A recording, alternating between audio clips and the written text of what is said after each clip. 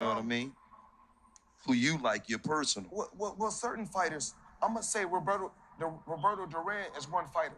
And this is the reason why Roberto Duran is so great. Because he was able to come, he's only 5'5", I'm going to say 5'6". He was able to go from 135 pounds all the way to light heavyweight. And he went the distance with Marvin Hagler. He was the first fighter to ever beat Sugar Ray Leonard. I mean, he was only 5'6". Yeah, that's pretty little. And as soon as he moved from 135 pounds to 147, he gave Sugar Ray Leonard his first loss. But these are the things that we don't see. That's a good point, or even like a fighter named Aaron Pryor. I know Aaron Pryor, great fighter. You know, a lot of people don't know these names. Yeah. Aaron the Hawk Pryor, hell of a fighter. He only had one loss because he got on drugs. Yeah. And you know, that's the guy they say that everybody feared. Yeah. You know, in the late 70s, the early 80s. Yeah. So it's just so many different legendary fighters that we don't talk about. We only talk about those fighters that are famous. Muhammad Ali, yeah, Joe Frazier, George Foreman. The great thing about Muhammad Ali was that he stood for a hell of a cause in his era, which he's supposed to stand for that cause in this era. Just like in this era, the good things that I do for the black community or for my people, I don't have to go out there and broadcast it to the world because God gonna keep blessing me behind the scenes. Like when I went out there and done that for George Floyd, I didn't want the world to know what I did for George Floyd. I did it because I felt it was just the right thing to do by me giving back. And I wanna personally thank you because I grew up on the block of, the great Joe Frazier's sister. His sister just passed. Rest in peace to her. And the gym is right around the corner from my block. I always grew up, they did some dumb stuff to it.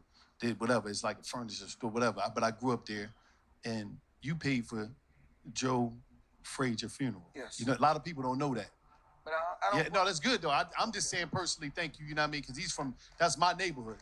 You see what I'm saying? So that was major. You know what I mean? That was like people good to talk about their opinions. They good to throw opinions, but they never throw facts a lot of times. So sometimes, it's good when people know the facts about the real stuff that people really do. Because we quick to say some bad shit about somebody. Oh, you ain't shit, you ain't this, you ain't this. A lot of people out here that's doing some great things, and you do a lot. I seen your name in the fine print a lot of times. Yeah. So, well, when you get the hate on both sides, your mentality is just fuck it.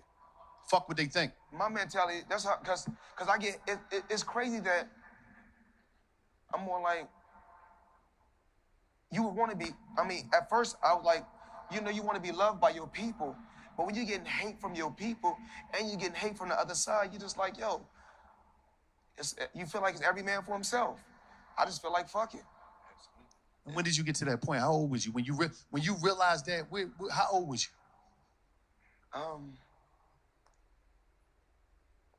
I think when I didn't want to be a certain way, when I wanted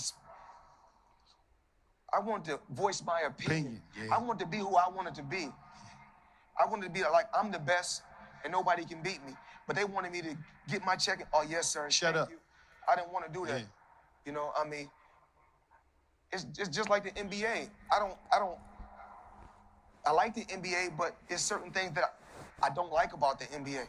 I feel like the players should be able to voice their opinion. Even like when they dunk, you should be able to scream loud. They get texts and fines, taking money back from the players. That's not cool.